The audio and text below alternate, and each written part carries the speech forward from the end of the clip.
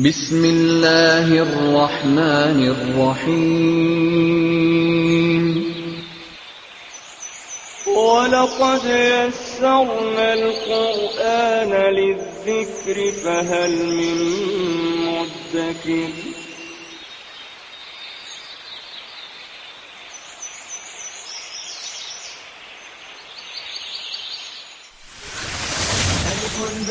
تاء ثاء جيم حاء خاء دال ذال راء زاي سين شين صاد ضاد طاء عين غين فاء قاف كاف لام ميم نون هاء واو ياء ياء هذه حروف الهجاء.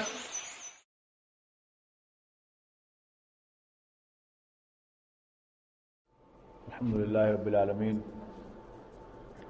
والعاقبۃ للمتقین والصلاۃ والسلام علی رسولہ الکریم اما بعد اعوذ باللہ من الشیطان الرجیم بسم اللہ الرحمن الرحیم وَلَقَدْ يَسَّرْنَا الْقُرْآنَ لِلذِّكْرِ فَهَلْ مِن مُّدَّكِرٍ. ہم نے قرآن مجید کو نصیحت کے لیے بہت آسان بنا دیا ہے، تو ہے کوئی اس سے نصیحت حاصل کرنے والا؟ یہ آیہ مبارکہ قرآن مجید کی ایک سورۃ القمر میں 3 یا 4 مرتبہ دہرائی گئی ہے، اور اس میں نوع انسانی کو پکارا گیا ہے کہ ہم نے تو ان کی نصیحت کے لیے قرآن مجید کو بہت آسان بنا کر نازل کر دیا ہے، تو ہے کوئی اس سے نصیحت حاصل کرنے والا،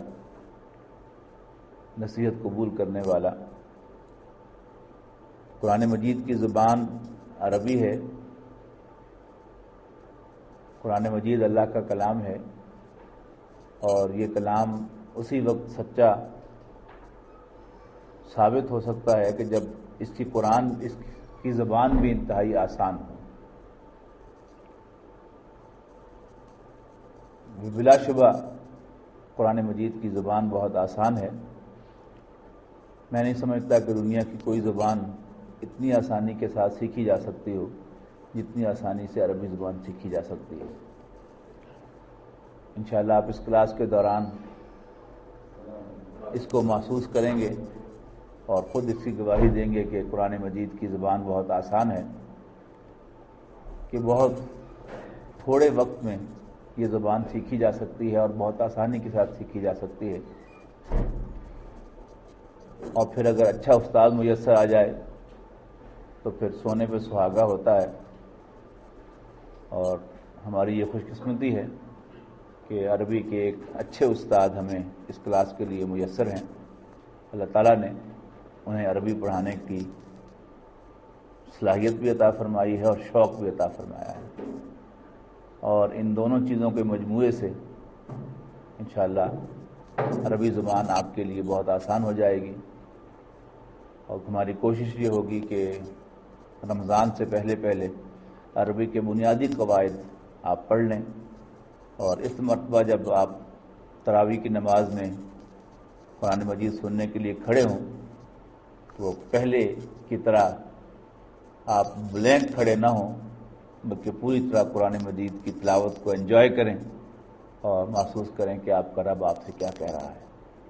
اور پھر آپ حضرات کے مشورے سے رمضان کے بعد بھی اس کلاس کو مزید 1-1.5 ماہ کے لیے کنٹینیو کیا جا سکتا ہے، کہ اس میں کچھ ایکسرسائزز وغیرہ اور ہو جائیں اور قرآن مجید کا کچھ حصہ پڑھ لیا جائے عربی قواعد کے ساتھ، تو پھر اس سے ایک محاورہ بھی بن جاتا ہے اور آگے چلنے میں مزید آسانی بھی پیدا ہو جاتی ہے۔ ان ابتدائی کلمات کے ساتھ میں آپ کو آپ کے استاد عامر سہیل صاحب کے حوالے کرتا ہوں۔ انشاءاللہ دوبارہ مجھے شاید ضرورت نہیں پڑے گی، وہ اس طرح آپ کو انوالو کریں گے، آج ہی آپ کو اس کا تجربہ ہو جائے گا کہ یہ کلاس آپ کو دلچسپی محسوس ہوگی، اور آج کا وقت پورا ہوتے ہوئے آپ کو پتہ بھی نہیں چلے گا کہ آج کی کلاس کا وقت ختم ہو جائے گا۔ عامر سہیل صاحب۔ السلام علیکم ورحمۃ اللہ وبرکاتہ۔ اعوذ باللہ من الشیطان الرجیم، بسم اللہ الرحمن الرحیم۔ الحمد للہ الذی ہدانا لہذا وما كنا لنهتدي لولا أن هدانا الله صدق الله العظيم رب اشرح لي صدری ویسر لی امری واحلل عقدۃ من لسانی یفقہوا قولی آمین یا رب العالمین۔ سب سے پہلے میں آپ سب کو عربی سیکھیں اور قرآن سمجھیں اس عنوان کے تحت منعقد ہونے والی کلاس میں خوش آمدید کہتا ہوں اور خاص طور پہ مبارکباد پیش کرتا ہوں کہ اللہ تعالیٰ کی توفیق سے آپ سب لوگ یہاں تشریف لائے۔ قرآن مجید میں اللہ تعالیٰ نے اہل جنت کا جو ایک ترانہ نقل کیا ہے کہ جب وہ جنت میں داخل ہو رہے ہوں گے تو ان کی زبان پر جو الفاظ ہوں گے وہ یہی الفاظ ہیں جو میں نے آپ کے سامنے تلاوت کی ہیں کہ الحمدللہ الذی ہدانا لہذا، تمام تعریف تمام شکر اس اللہ کا جس نے ہمیں یہاں تک پہنچایا، اور ہم یہاں کبھی بھی پہنچ نہ پاتے اگر اللہ ہی ہمیں یہاں نہ پہنچاتا۔ تو یہاں تک پہنچنے میں آپ کے آنے میں آپ کی کوشش ہے، باقی تمام کرم تمام فضل اس اللہ کا۔ کبھی آپ نے خواہش کی ہوگی دل میں کہ اللہ تعالیٰ آپ کو عربی زبان یعنی قرآن کی زبان جو ہے وہ سیکھنے کی سمجھنے کی توفیق عطا فرمائے، نماز پڑھتے ہوئے نماز میں قرآن مجید کی تلاوت قرات سنتے ہوئے یا قرآن مجید کی تلاوت کرتے ہوئے یقیناً آپ کے دل میں کبھی نہ کبھی ضرور یہ خیال پیدا ہوا ہوگا کہ کاش آپ کو یہ قرآن اس طرح سمجھ میں آئے جس طرح آپ اردو پڑھتے ہیں، آپ اپنے انگلش کی کتابیں پڑھتے ہیں، پھر آپ کو معلوم ہو کہ آپ کا رب آپ سے کیا کہہ رہا ہے، وہ آپ سے کیا چاہتا ہے، وہ کن باتوں سے خوش ہوتا ہے، وہ کن باتوں سے ناراض ہوتا ہے۔ یقیناً آپ نے کبھی خواہش کی ہوگی اور آج اللہ تعالیٰ کی توفیق سے آپ کی خواہش وہ پوری ہو رہی ہے۔ ڈاکٹر صاحب نے جو آپ کے سامنے سورۃ القمر کی آیت تلاوت کی تھی کہ وَلَقَدْ يَسَّرْنَا الْقُرْآنَ لِلذِّكْرِ فَهَلْ مِن مُدَّكِرٍ، اس کے حوالے سے میں ایک بات واضح کرنا چاہتا ہوں۔ ترجمہ آپ کے سامنے آ گیا تھا اس آیت کا کہ یقیناً ہم نے اللہ تعالیٰ فرما رہے ہیں کہ قرآن مجید کو نصیحت حاصل کرنے کے لیے آسان کر دیا ہے، تو کوئی ہے نصیحت حاصل کرنے والا؟ تو یہاں پہلی بات آپ نے ذہن میں یہ رکھنی ہے کہ قرآن مجید سمجھنے کے لیے جو ہم عربی زبان سیکھ رہے ہیں اس کا مقصد قرآن مجید کی نصیحت حاصل کرنا ہے۔ عربی گرامر کا یہ کورس مکمل کرنے کے بعد کبھی ذہن میں یہ تصور نہ لائیے گا کہ آپ عالم بن گئے، اب آپ احکام خود قرآن مجید پڑھ کر احادیث پڑھ کر اخذ کریں گے۔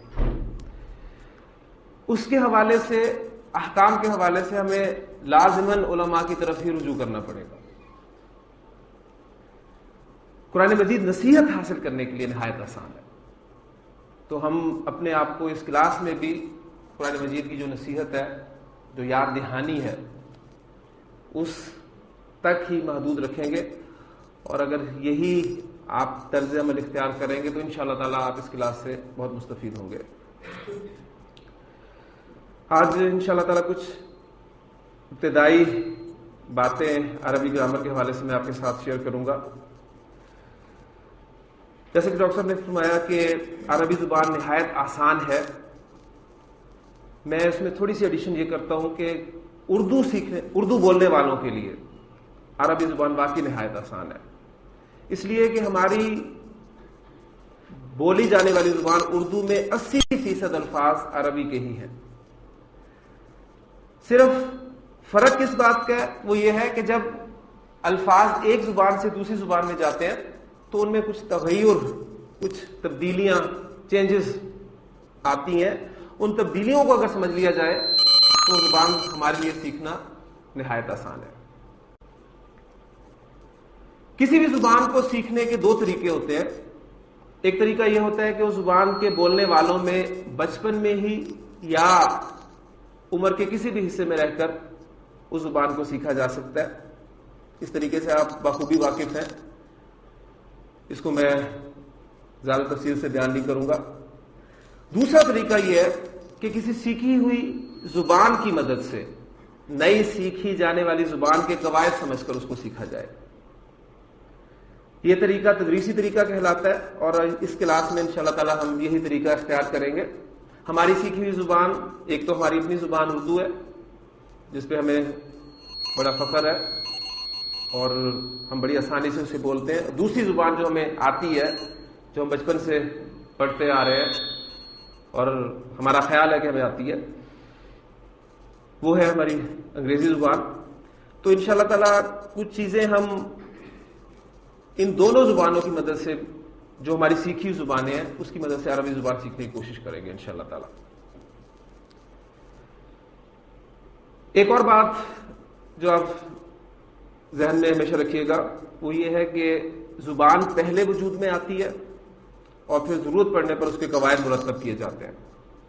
کبھی ایسا نہیں ہوتا کہ کوئی زبان کے لیے پہلے قواعد ترتیب دے لیے جائیں اور پھر ان کی بنیاد پر زبان بولی جائے. ایسا کبھی نہیں ہوتا. زبان پہلے وجود میں آتی ہے. اس بات کا ایک لازمی نتیجہ نکلتا ہے، وہ یہ نکلتا ہے کہ اس زبان میں بولے جانے والے تمام الفاظ پر وہ قواعد جو مرتب کیے جاتے ہیں لاگو نہیں ہوتے.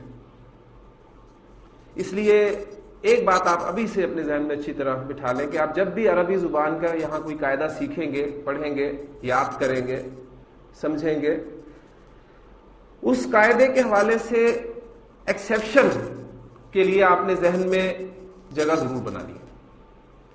اگر آپ ایسا نہیں کریں گے تو کنفیوز ہوں گے.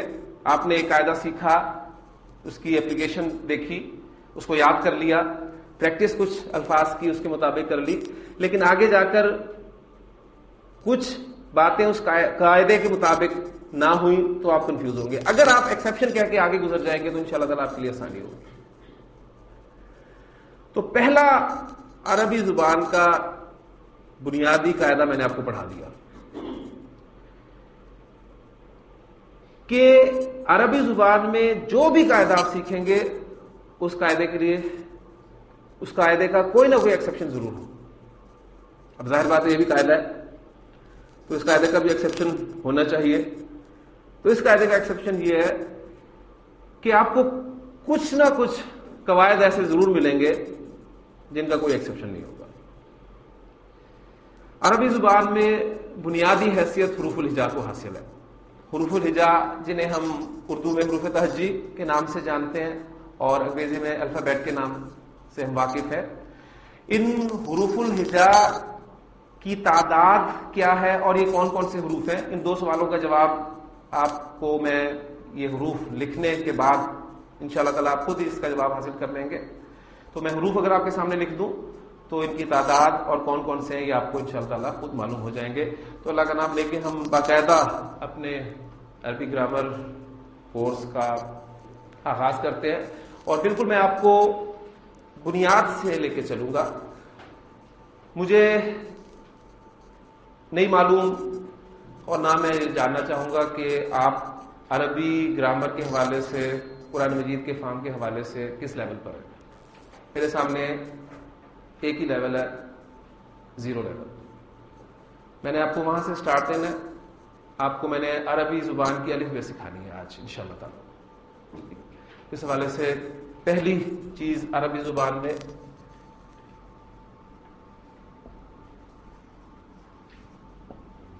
حروف الہجا. جیسے کہ میں نے بتایا کہ اردو میں آپ نے حروف تہجی اور انگریزی میں الفابیٹ کے نام سے جانتے ہیں. اگر میں آپ سے اردو کے حروف تہجی کی تعداد پوچھوں تو شاید آپ کنفیوز ہوں، بتانے میں کچھ اختلاف بھی ہو، لیکن انگریزی کے الفابیٹ آپ فوری طور پہ بتا دیں گے. تو انگریزی کے الفابیٹ کتنے؟ 26. اور اردو کے حروف تہجی 52. اب یعنی اختلاف آپ کے سامنے آ گیا. بہرحال عربی زبان میں جو حروف الہجا استعمال ہوتے ہیں وہ کتنے ہیں اور کون کون سے، یہ میں آپ کے سامنے لکھتا ہوں. ان کو میں ایک خاص ترتیب سے ایک خاص ترکیب سے لکھوں گا آپ کے سامنے، اور یہی ترتیب آپ کو ان حروف کو یاد کرنے میں مدد دے گی انشاءاللہ تعالی۔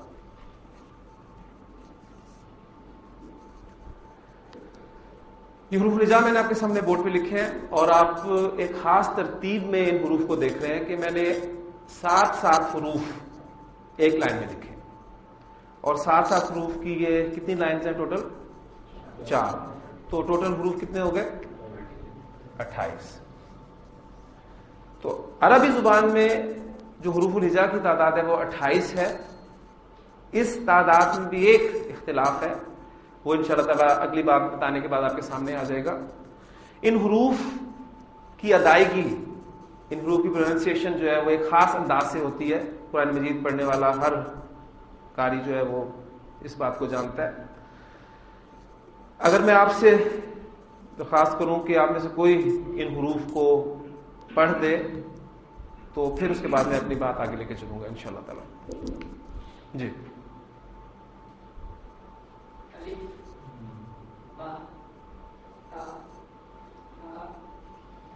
جیم ہا قاف دال دال را زا سین شین قاف طا طا وا عین غین فا قاف کاف لام میم نون واو ہا یا۔ آپ نے دیکھا کہ جو حروف الہجاء ہیں ان میں آپ کے ایک ساتھی نے ان حروف کو ایک خاص انداز سے ان کی ادائیگی کی ہے۔ اس میں پہلا حرف جو آپ کے سامنے آیا وہ تھا الف، پھر اس کے بعد اس کو اردو میں جس طرح ہم پڑھتے ہیں بے، اس طرح انہوں نے نہیں پڑھا اس کو، بلکہ اس کو انہوں نے با پڑھا ہے۔ پھر اس کے بعد اگلے حرف کو پھر انہوں نے تا پڑھا، یعنی الف کے ساتھ پڑھا، پھر سا پڑھا، لیکن اگلا حرف جو آیا جسے ہم اردو میں جیم کہتے ہیں، اس کو انہوں نے جا نہیں پڑھا بلکہ جیم ہی پڑھا۔ پھر اس کے بعد اگلا حرف جو ہے پھر اس کو ہے نہیں پڑھا بلکہ ہا پڑھا۔ تو یہ کیا چکر ہے؟ ان حروف کو ہم کن حروف کو ہم الف کے ساتھ پروناؤنس کریں گے، کون سے حروف جو ہیں وہ اسی طرح پڑھیں گے جس طرح اردو میں پڑھتے ہیں؟ اس کے حوالے سے ایک چھوٹی سی بات آپ ذہن میں رکھیں گے تو انشاءاللہ تعالیٰ یہ بھی خدا آپ کا کھل جائے گا۔ ایک بات اور ذہن میں رکھیے گا کہ یہاں پر آنے سے پہلے جو کچھ آپ کو معلوم تھا اور یہاں کلاس کے اختتام کے بعد جو آپ کے علم میں اضافہ ہوا، یہ کمپیریزن آپ نے ڈیلی لازمی کرنا ہے۔ اس سے انشاءاللہ تعالیٰ آپ کو محسوس ہوگا کہ آپ کے علم میں واقعی کچھ نہ کچھ اضافہ ہو رہا ہے۔ چھوٹی سی بات ہے کہ آپ کے سامنے رکھوں گا، دیکھیں یہ جو ہمارے حروف ہیں ان کو اگر میں اردو املا میں لکھوں، جیسے الف کو ہم لکھتے ہیں الف بے، پڑھوں گا میں اردو کے اعتبار سے اور لکھوں گا بھی اردو املا میں بے تے سے جیم ہے خے دال۔ یہ 8 حروف میں نے آپ کے سامنے لکھے ہیں۔ چھوٹی سی بات ہے، انشاءاللہ تعالیٰ سمجھ میں آ جائے گی کہ اردو لکھائی میں جو حروف الہجاء بڑی یہ پر ختم ہوتے ہیں،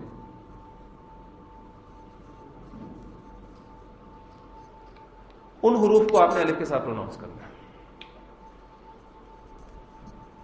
تو اس قاعدے کو ذہن میں رکھتے ہوئے باقی حروف کی انشاءاللہ تعالیٰ پریکٹس آپ خود کر سکتے ہیں، بلکہ اب میں یہ کہوں گا کہ جس کو پہلے یہ قاعدہ نہیں معلوم تھا وہ اب اس قاعدے کے بعد ان حروف کی ادائیگی کرے تو مجھے زیادہ خوشی ہوگی کہ کم از کم ایک قاعدہ آپ نے جو ہے وہ آج سیکھ لیا عربی زبان کا۔ عربی زبان میں حروف الہجاء کے بعد جو دوسری اہم چیز ہے وہ ہے حرکات۔ حرکات 3 بنیادی حرکات ہیں، ان سے آپ سب لوگ واقف ہیں۔ زبر، زیر اور پیش، یہ حرکات ہیں۔ اور ایک اور علامت آپ کو ملتی ہے اس طرح کی جسے آپ جزم کہتے ہیں یا علامت سکون کہتے ہیں۔ اس کلاس میں اس بورڈ پر اس علامت کے پیش کے ساتھ نہ ملنے کے حوالے سے میں علامت سکون یا جزم جو ہے وہ اس طرح کیرٹ سائن کی صورت میں ظاہر کروں گا۔ تاکہ اس کی مشابہت جو ہے وہ پیش کے ساتھ نہ ہو جائے. یہ 3 حرکات ہیں ہماری، زبر زیر پیش اور یہ علامت سکون ہے. تو جو میں نے آپ سے بات کی تھی کہ عربی حروف الہجا میں بھی اختلاف ہے، وہ اختلاف کی وجہ ایک حرف ہے اور وہ ہے حمزہ. حمزہ کسے کہتے ہیں، الف کسے کہتے ہیں، ان 2 حروف کے حوالے سے اختلاف ہے. تو نوٹ کر لیجئے کہ جب بھی حروف الہجا میں سے الف آپ کو ان 3 حرکات یا علامت سکون کے بغیر نظر آئے گا تو اس وقت یہ الف ہوگا. جب بھی اس الف پر ان 3 حرکات میں سے کوئی حرکت آ گئی، اس پہ زبر آ گئی، اس پہ زیر آ گئی، اس پہ پیش آ گئی، اس پہ علامت سکون آ گئی، تو اب یہ الف نہیں کہلائے گا بلکہ حمزہ کہلائے گا. تو الف اور حمزہ کا فرق یہ دوسری چیز ہے جو آج آپ نے سیکھ لی. اب میں اگر آپ کے سامنے کچھ الفاظ لکھوں تو انشاءاللہ تعالیٰ آپ اس میں سے الف اور حمزہ کو بڑی آسانی سے پہچان سکتے ہیں. اس میں نبی اکرم صلی اللہ علیہ وسلم پہ جو پہلی وحی اللہ تعالیٰ کی طرف سے نازل ہوئی تھی اس کی آیت کا پہلا لفظ جو ہے وہ آپ کے سامنے لکھتا ہوں، اقرا. اب اس اقرا ورڈ میں آپ مجھے بتا سکتے ہیں کہ الف کتنی مرتبہ استعمال ہوا ہے؟ اس میں الف ہے ہی نہیں. اس میں کیا ہے؟ اس میں حمزہ ہے. یہ پہلا والا بھی حمزہ ہے کیونکہ اس الف پر زیر آ گئی ہے، اور یہ آخری والا بھی حمزہ ہے کیونکہ اس پر آپ علامت سکون دیکھ رہے ہیں. جبکہ اللہ تعالیٰ کی توفیق سے ہم سب انسان ہیں، تو اس لفظ میں حمزہ اور الف اس کی پہچان آپ اب کر کے بتائیں مجھے. پہلا والا آپ کا حمزہ ہے اور یہ الف ہے. تو الحمدللہ آپ کو الف اور حمزہ کی پہچان بھی آج ہوگی. ایک بات اور یہاں نوٹ کرتے جائیں کہ یہ جو حرکات ہیں زبر زیر پیش، ان کو اگر میں ڈبل کر دوں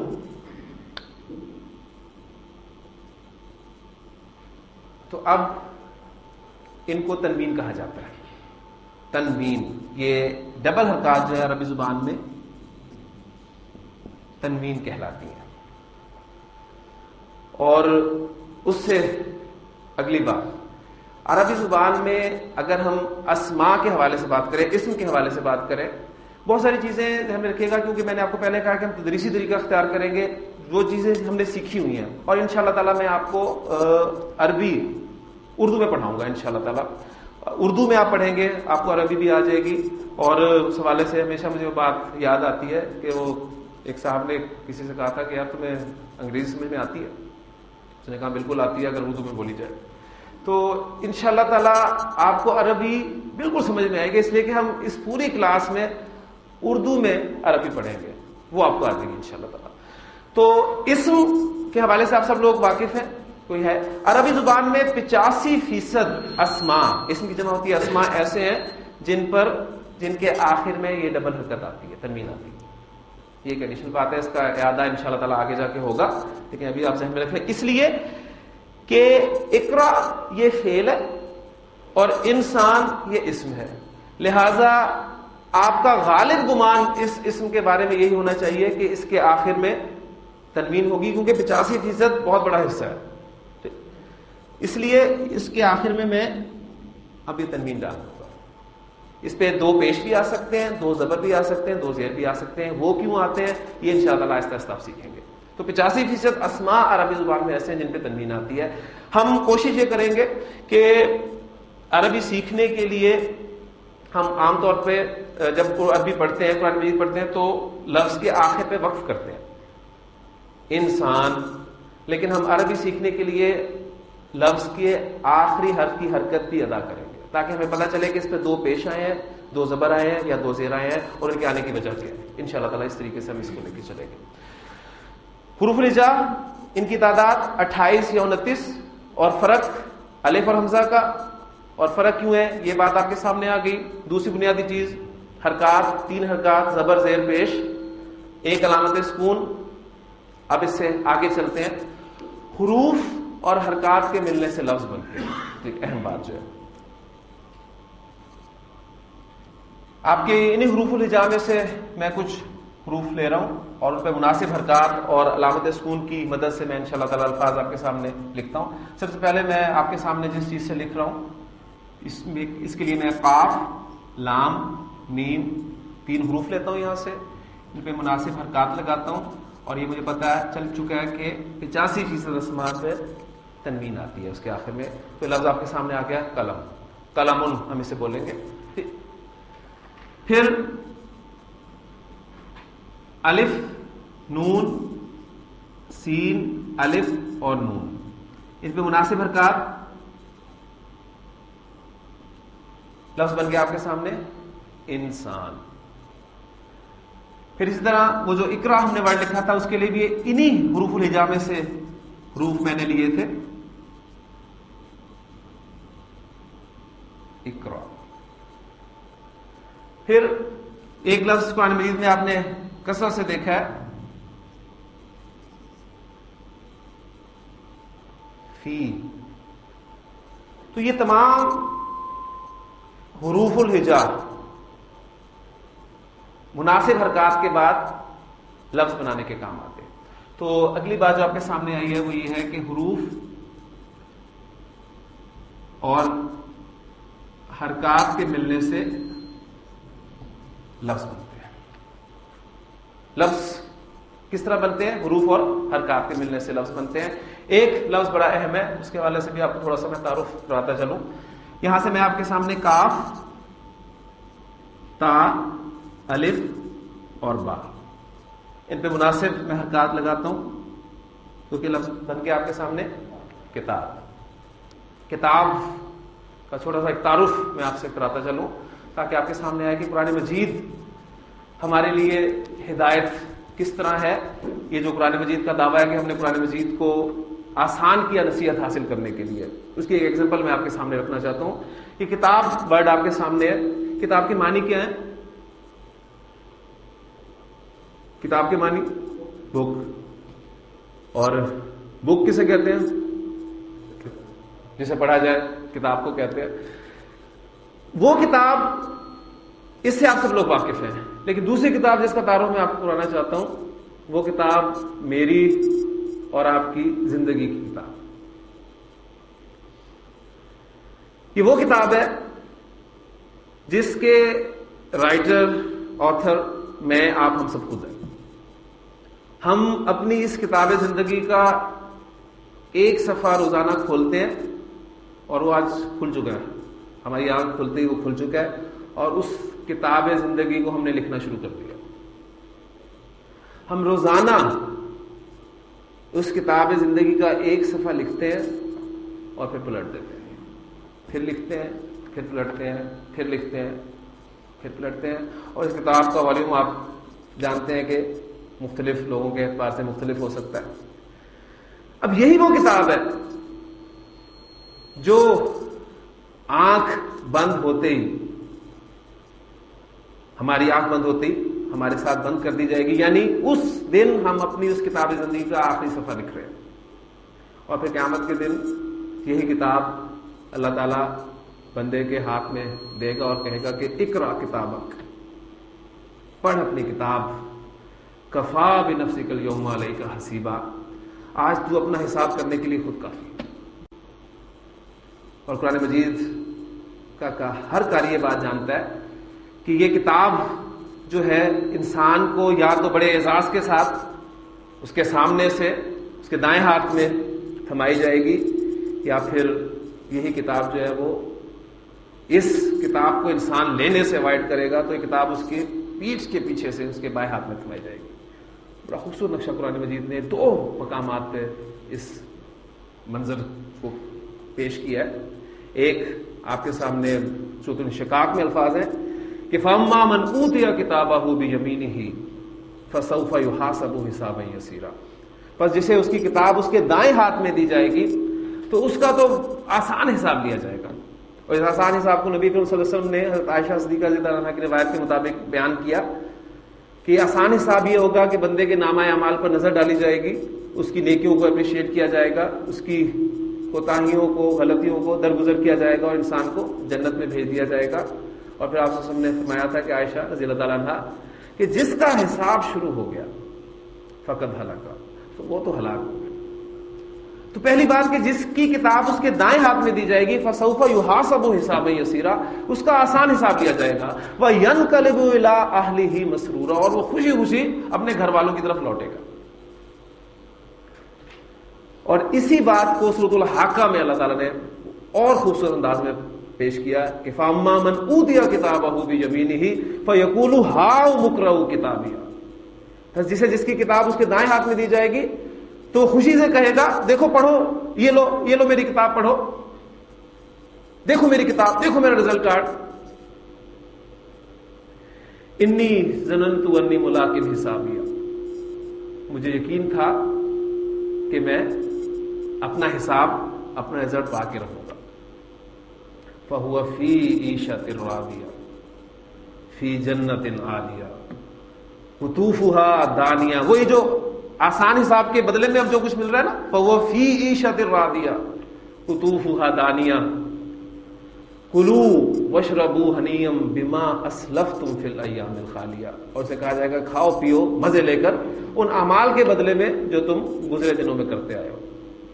اور اس کے برعکس وہ شخص بھی ہے جس کو اس کی کتاب، اس کا نام ہے اعمال، اس کے بائیں ہاتھ میں دیا جائے گا، جسے سورۃ الاشقاق میں فرمایا کہ وَأَمَّا مَنْ أُوتِيَ كِتَابَهُ وَرَاءَ ظَهْرِهِ، اس کی پیٹھ کے پیچھے سے جسے اس کی کتاب پکڑائی جائے گی، فَسَوْفَ يَدْعُو ثُبُورًا، تو وہ موت پکارے گا، وَيَصْلَىٰ سَعِيرًا، اور جہنم میں چلے گا۔ اور سورۃ الحاقہ میں اس کو بتایا وَأَمَّا مَنْ أُوتِيَ كِتَابَهُ بِشِمَالِهِ فَيَقُولُ يَا لَيْتَنِي لَمْ أُوتَ كِتَابِيَهْ، اور جسے اس کی کتاب اس کے بائیں ہاتھ میں دی جائے گی وہ کہے گا کاش مجھے میری کتاب دی ہی نہ جاتی، وَلَمْ أَدْرِ مَا حِسَابِيَهْ، اور مجھے میرا حساب معلوم ہی نہ ہوتا، یا لیتہا کانت القاضیہ، اور اے کاش وہ جو موت مجھے ایک دفعہ مل گئی تھی وہی میرا کام چکا دیتی، میرا کام وہی تمام کر دیتی، مجھے دوبارہ بتایا جاتا۔ اب مجھے یہ بتائیں کہ یہی نصیحت ہے قرآن مجید کی، اس کے لیے کوئی لمبی چوڑی تفاسیر پڑھنے کی ضرورت نہیں۔ ان آیات کا اگر ترجمہ آپ کو ڈائریکٹ آتا ہے، ذہن میں رکھیے گا ترجمہ، کسی بھی زبان کا ترجمہ کبھی بھی اس زبان کا نیم البدل نہیں ہو سکتا۔ آپ پڑھیں وہ الفاظ آپ کے اندر اتر رہے ہوں خود، کیا ہی مزہ آئے گا آپ کو۔ اور ان آیات کے حوالے سے جب یہ الفاظ آپ کے سامنے آئیں گے تو اس کے لیے کوئی لمبی چوڑی تفسیر کی کنسلٹ کرنے کی آپ کو ضرورت نہیں ہے، صرف اپنے آپ کو اس جگہ پر رکھ کر دیکھیں کہ میں کیا کر رہا ہوں، میں اپنی اس کتاب کو کس ہاتھ میں لینے کے کام کر رہا ہوں، میں تیاری کیا کر رہا ہوں، کیا یہ کتاب مجھے دائیں ہاتھ میں ملنے کا چانس ہے، یا اللہ نہ کرے اللہ نہ کرے دوسری صورت میں میرے ساتھ کیا ہوگا۔ تو یہ قرآن مجید کی نصیحت ہے، اس کے لیے قرآن مجید نے فرما دیا کہ وَلَقَدْ يَسَّرْنَا الْقُرْآنَ لِلذِّكْرِ فَهَلْ مِن مُدَّكِرٍ، ہم نے قرآن کو آسان کر دیا ہے نصیحت حاصل کرنے کے لیے، تو کیا کوئی ہے نصیحت قبول کرنے والا؟ اور الحمدللہ ہم سب اس کے جواب میں یہاں پر بیٹھے ہیں کہ یس وی آر، ہم اس نصیحت کو قبول کرنے کے لیے اللہ یہاں پر آئے ہیں، اور دعا کریں اللہ تعالیٰ سے کہ اللہ ہمارے لیے آسانی فرما۔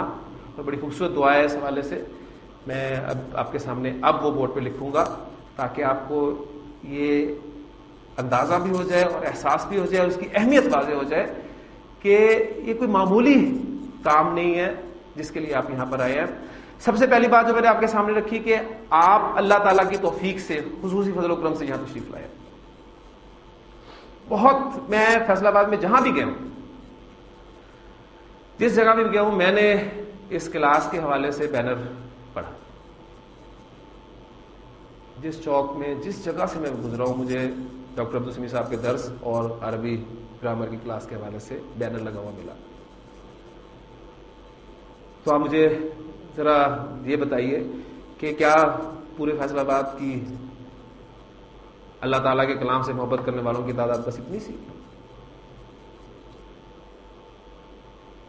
کتنے لوگوں نے اس بینر کو پڑھ کر اس کلاس میں آنے کا ارادہ کیا ہوگا، لیکن وہ یہاں پر نہ آ پائے؟ آپ لوگ جو یہاں پر بیٹھے ہیں، کیوں؟ یقیناً آپ خاص لوگ ہیں جنہیں اللہ تعالیٰ نے اس کے لیے چنا ہے. اس پہ اللہ تعالیٰ کا تہ دل سے شکر ادا کرے اور اسی سے دعا کرے کہ اللہ تیری توفیق سے ہم یہاں پر آ ہی گئے ہیں، ہمارے لیے آسانی فرمانا. ربی یسر بڑی خوبصورت دعا ہے جو عام طور پر مدارس میں سکھائی جاتی ہے. ایک سب سے منقول دعا ہے یہ میں حروف الہجاء کی جگہ پر اس دعا کو لکھ دیتا ہوں.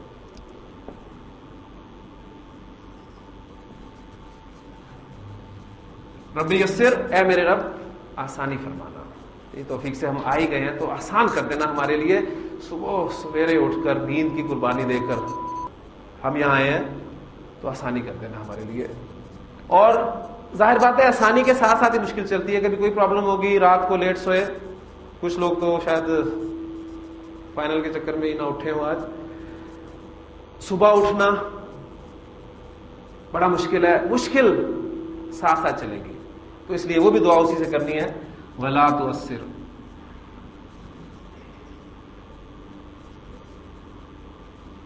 ربی یسر ولا تؤثر، اے میرے رب آسانی فرمانا اور مشکل نہ فرمانا.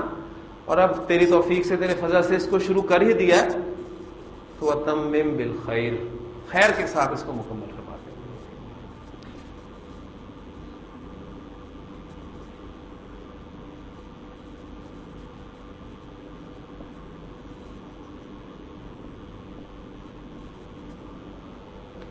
ربی یسر ولا تؤثر وتمم بالخیر. تو میں چاہوں گا کہ آپ اس دعا کو یاد بھی کر لیں، اور یقیناً یہ آپ کو ابھی بیٹھے بیٹھے یاد ہوگی، اور خاص طور پہ یہاں آتے ہوئے پڑھیں، یہاں بیٹھ کر پڑھیں اور اپنی ہر نماز کے بعد اس دعا کو پڑھیں. آپ کے یہاں آنے کی سب سے زیادہ تکلیف پتہ کس کو ہوتی ہے؟ شیطان کو. سب سے زیادہ تکلیف شیطان کو ہوتی ہے، کیونکہ یہ پرسنالٹی، آج ہی ہم نے سورہ ابراہیم میں وہ واقعی پڑھا ہے کہ اس دن قیامت کے دن جب فیصلہ کر دیا جائے گا اور شیطان کو اس کے پیروکاروں کے ساتھ جہنم میں بھیج دیا جائے گا، تو اس وقت وہ کہے گا کہ دیکھو ایک اللہ نے بھی تم سے وعدہ کیا تھا تو اس نے تو اپنا وعدہ سچ کر دکھایا، ایک میں نے بھی تم سے وعدہ کیا تھا اور میں نے وعدہ خلافی کی. اب مجھے ملامت نہ کرو، ولا تلومونی ولوموا انفسکم، اپنے آپ کو ملامت کرو. میرا اختیار کیا تھا؟ میں تمہیں زبردستی کیا لے کر آیا؟ یا دنیا میں نے تم پہ زبردستی کہا تھا کہ یہ کام کرو؟ میں نے تو صرف ایک تمہیں دعوت دی تھی، ٹیمپٹیشن تمہارے سامنے رکھی تھی، اور یہ پھر اس کے بعد تمہارا اختیار تھا کہ تم نے اس کو چوز کیا. تو سب سے زیادہ جو ہے مصیبت، مسئلہ، تکلیف وہ شیطان کو ہے، کیونکہ اس نے اللہ تعالیٰ کو چیلنج کیا تھا اسی انسان کی وجہ سے. بڑے خوبصورت الفاظ ہیں سورۃ الاعراف کے کہ اس نے کہا تھا کہ فَبِمَا أَغْوَيْتَنِي، اے میرے رب جس کی وجہ سے تو نے مجھے گمراہ کیا ہے، میں بھی تجھے کہتا ہوں کہ لا اقعدن لهم صراطک المستقیم، کہ میں بھی ضرور بضرور ان کے لیے گھات لگا کر تیرے سیدھے راستے پر بیٹھوں گا. ثم لآتینہم من بین ایدیہم، پھر میں ان پر حملہ آور ہوں گا ان کے سامنے سے، ومن خلفہم ان کے پیچھے سے، وعن ایمانہم ان کے دائیں طرف سے، وعن شمائلہم اور ان کی بائیں جانب سے، ولا تجد اکثرہم شاکرین، اور اے اللہ تو ان میں سے اکثر کو شکر کرنے والا نہیں پائے گا. تو وہ جو سیدھے راستے پر اس نے کہا تھا کہ میں لازماً بیٹھوں گا، اور عربی زبان میں تاکید کا اخیر اسلوب جو ہے وہ اس طریقے سے ظاہر ہوتا ہے کہ شروع میں لام لگایا جاتا ہے، فعل کے شروع میں، فعل مضارع کے شروع میں لام، اور اینڈ پر نون مشدد، شد والا نون، تو اس سے آخر تاکید جو ہے وہ ظاہر ہوتی ہے. اس نے کہا لا اقعدن، میں ضرور بھی ضرور بیٹھوں گا. اور وہ سیدھا راستہ کیا ہے؟ آپ ہر نماز میں اللہ تعالیٰ سے دعا مانگتے ہیں کہ اہدنا الصراط المستقیم، اہدنا الصراط المستقیم، اہدنا الصراط المستقیم، اللہ میں سیدھا راستہ دکھا، سیدھا راستہ دکھا. وہ سیدھا راستہ کیا ہے؟ اب قرآن مجید سورۃ الفاتحہ کے بعد کیا شروع ہو جاتا ہے؟ الف لام میم ذالک الکتاب لا ریب فیہ ھدی للمتقین. یہ ہے سیدھا راستہ. تو اس سیدھے راستے پر تو آپ کو شیطان بیٹھا ہوا لازماً ملے گا، اور پھر وہ آپ پر حملہ آور ہوگا آپ کے سامنے سے، آپ اسے ہٹائیں گے، پیچھے سے آ جائے گا، کوئی بہت اہم کام یاد کرا دے گا، وہاں سے آپ اسے ڈالیں گے تو پھر دائیں طرف سے آ جائے گا، اور بھی نیک کام ہے، چلو کچھ اور کر لیتے ہیں، یہ بھی نیکی کا کام ہے۔ وہاں سے آپ اس کا داؤ ہٹائیں گے تو بائیں طرف سے آئے گا، خیر آپ کو چاروں طرف سے گھیرنے کی کوشش کرے گا اور ہو سکتا ہے اپنی کوشش میں کامیاب ہو جائے۔ اسی لیے نبی اکرم صلی اللہ علیہ وسلم کو اللہ تعالیٰ نے قرآن مجید میں واحد کے سیغے سے خطاب کر کے فرمایا کہ فَإِذَا قَرَأْتَ الْقُرْآنَ فَاسْتَعِذْ بِاللَّهِ مِنَ الشَّيْطَانِ الرَّجِيمِ۔ اے نبی صلی اللہ علیہ وسلم، جب بھی آپ قرآن مجید پڑھیں تو اللہ کی پناہ مانگ لیا کریں شیطان مردود سے، اور آپ صلی اللہ علیہ وسلم کی وساطت سے ہم سب کو حکم ہے کہ ہم جب بھی قرآن مجید پڑھنے کے لیے بیٹھیں اس کے لیے کوشش کریں تو اللہ تعالیٰ کی پناہ ضرور مانگ لیا کریں شیطان مردود سے، کیونکہ اس کا یہ چیلنج ہے۔ اس لیے علماء کہتے ہیں کہ قرآن مجید پڑھنے کے لیے تعوذ یعنی اعوذ باللہ من الشیطان الرجیم کا پڑھنا واجب ہے۔ پہلا کام آپ نے ذہن میں رکھنا کہ یہ کرنا ہے، ربی یسر ولا تعسر وتمم بالخیر۔ بات ہماری چل رہی تھی حروف اور حرکات کے ملنے سے ہم نے لفظ بنائے۔ لفظ یہ آپ کے سامنے میں نے 1 2 3 4 5 الفاظ لکھے۔ ایک بات اور سن لیجئے گا کہ جب بھی کسی زبان کے قواعد مرتب کیے جاتے ہیں تو اس زبان میں استعمال ہونے والے تمام بامانی الفاظ ان کی گروپنگ کر لی جاتی ہے، ٹھیک ہے؟ اس لیے کہ حروف اور حرکات کے ملنے سے جو لفظ بنتے ہیں وہ 2 طرح کے ہوتے ہیں، کچھ بامانی ہوتے ہیں اور کچھ بے معنی ہوتے ہیں۔ اب یہ سارے الفاظ جو میں نے آپ کے سامنے لکھے ہیں یہ بامانی الفاظ ہیں۔ اب چونکہ ہمارا اسکوپ قرآن مجید کو سمجھنا ہے لہذا بے معنی الفاظ کو ہم اپنی اس کلاس میں نہیں پڑھیں گے، ہم اپنے سلیبس سے باہر کرتے ہیں۔ تو عربی زبان میں استعمال ہونے والا ہر بامانی لفظ کلمہ کہلاتا ہے۔ عربی زبان میں استعمال ہونے والا ہر بامانی لفظ کلمہ کہلاتا ہے، اور جو میں بات کر رہا تھا کہ جب بھی کسی زبان کے قواعد مرتب کیے جاتے ہیں تو اس زبان میں استعمال ہونے والے تمام بامانی الفاظ کی گروپنگ کر لی جاتی ہے۔ یہ گروپنگ اب مختلف زبانوں میں مختلف انداز سے کی جاتی ہے۔ انگریزی میں بڑی آسانی سے آپ اس کو سمجھ سکتے ہیں، آپ کے پارٹس آف اسپیچ جو ہیں وہ یہ وہی تقسیم ہے اور ان کی تعداد آپ کو پتا ہے کہ 8 ہے۔ عربی، اردو اور فارسی اس میں یہ ترکیب اس میں یہ جو ڈویژن ہے تقسیم وہ 3 کی ہے، اسم، فعل اور حرف۔ عربی زبان میں تمام بامانی الفاظ کو 3 گروپس میں تقسیم کیا گیا ہے، اسم، فعل اور حرف۔ اسم کسے کہتے ہیں؟ پہلے بھی ہلکی سی ڈیفینیشن جو ہمارے علم میں پہلے سے ہے اس کو ہم تازہ کر لیں، پھر انشاءاللہ تعالیٰ بعد میں آگے چلیں گے۔ ہاں جی، اسم میں آپ سے پوچھتا ہوں آپ کا اسم، تو آپ کیا بتاتے ہیں؟ مجھے اپنا نام بتا دیتے ہیں، تو اسم کی معنی ہے نام کے، ٹھیک۔ فعل کسے کہتے ہیں؟ کسی کام کا کرنا یا ہونا، یہ جو ہمارے معلومات ہمارے علم میں پہلے سے ہے اس کی میں بات کر رہا ہوں۔ اور حرف کسے کہتے ہیں؟ ایک تو حروف آپ کے سامنے یہ آئے ہیں، لیکن گرامر کی اصطلاح میں حرف ایک خاص کلمہ کو کہا جاتا ہے، یعنی یہ وہ کلمہ ہوتا ہے جس کے اپنے معنی واضح نہیں ہو سکتے جب تک وہ کسی دوسرے کلمہ کے ساتھ مل کر نہ آ جائے۔ جیسے یہاں آپ کے سامنے بورڈ پہ جو ایگزامپل لکھی ہوئی ہے فی، اس کے معنی ہے میں، اس کے لیے آپ انگریزی میں ان کا ورڈ یوز کرتے ہیں۔ اب میں ایک معنی رکھتا ہے لفظ، لیکن یہ میں کو میں آپ کے سامنے یہاں پر 100 مرتبہ چھوڑ کر 1000 مرتبہ اس کی رٹ لگا دوں، آپ کے سامنے اس کا مفہوم نہیں کلیئر ہو سکتا۔ لیکن جب میں آپ کہتا ہوں کمرے میں تو بات کلیئر ہو۔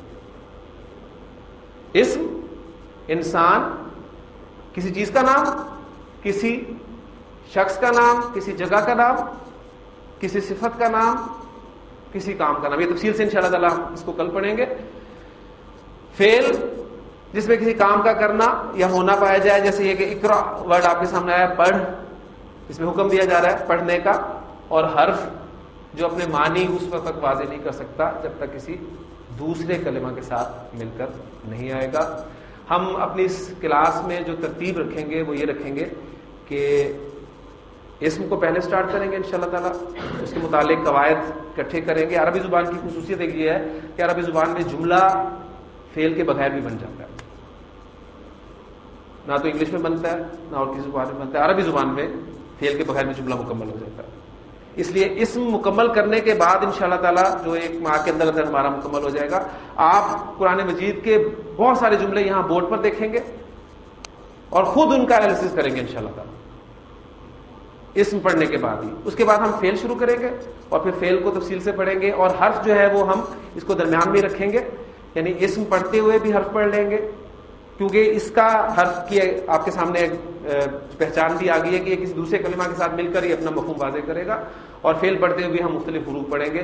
تو اب تک جو میں نے کچھ پڑھا ہے اس کو میں آپ کے سامنے ریوائز کر دوں. میری خواہش یہ ہوگی، آپ سے میں درخواست بلکہ میں کہوں گا کہ کروں گا کہ اگر آپ نے آج کے لیکچر میں یہ محسوس کیا کہ آپ کو عربی آ سکتی ہے، ایک تو قرآن نے تو بتا دیا نا کہ عربی ہے ہی بہت آسان نصیحت حاصل کرنے کے لیے، لیکن انسان جب تک کچھ کر کے نہ دیکھے اس وقت تک اس کا یقین پختہ نہیں ہوتا. تو اگر آپ کو اندازہ ہوا ہو تھوڑا بہت بھی کہ آپ عربی سمجھ سکتے ہیں، کچھ امید پیدا ہوئی ہے، تو ایک کام آپ کیجئے گا کہ لازماً کل اپنے ساتھ کسی ایک نہ ایک ساتھی کو پکڑ کے ضرور لائیے گا.